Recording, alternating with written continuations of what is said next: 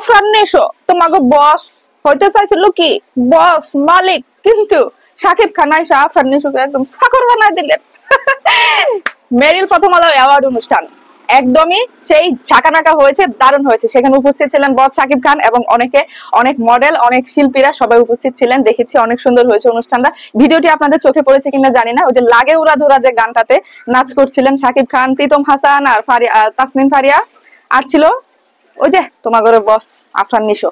সে তাকে তো কোনো পাত্তাই পায় নাই, সে বারবার শাকিব খানের অ্যাটেনশন নেওয়ার চেষ্টা করতেছিল, কিন্তু শাকিব খান তার দিকে একবার তাকায়ও না, আর তাকে একদম চোখে আঙ্গুল দিয়ে বুঝাই দিছে যে তুমি যা তাই।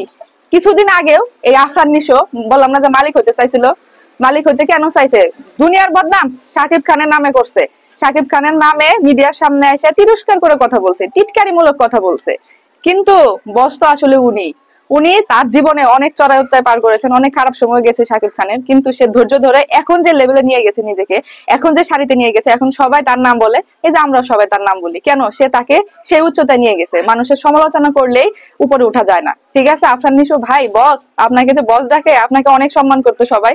নাটকের আপনি বস ছিলেন ভালো কথা, কিন্তু আপনি সিনেমাতে যাওয়ার পরে যে একজন নায়ককে, আমাদের দেশের 1 নম্বর সুপারস্টারকে আপনি যেভাবে তিরস্কার করে, আপনি যেভাবে হিট করে, আপনি যেভাবে আঘাত করে করে তার বিয়ে নিয়ে, তার সবকিছু নিয়ে যেভাবে করে কথা বলছিলেন, সেটা আসলে ঠিক করেননি। এখন তো তার পাত্তা পাওয়ার জন্য ঠিকই তার সামনে যায় কিভাবে নাচতেছিলেন, আমরা দর্শকরা তো সেটা তো দেখেছি।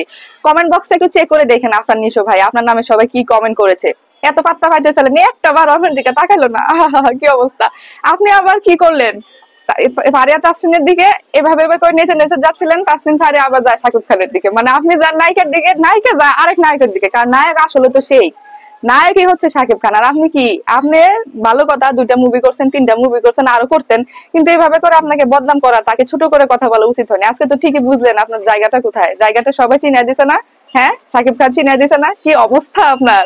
ওরে নিজে নিজে নাচে, তারে কেউ ডাকে না, সে এমনি এমনি নাচে, তার দিকে কেউ ফিরে যায় না।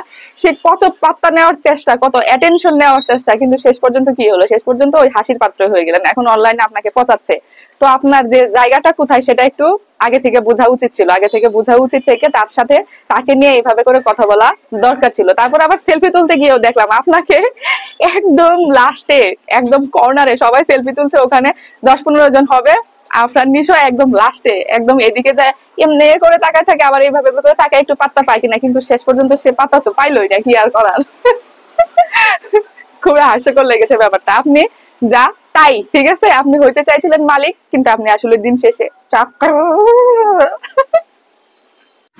আপনারা সম্ভব হলে মেরিল প্রথম আলো অনুষ্ঠানের ভিডিওটি দেখেন, তাহলে বুঝতে পারবেন।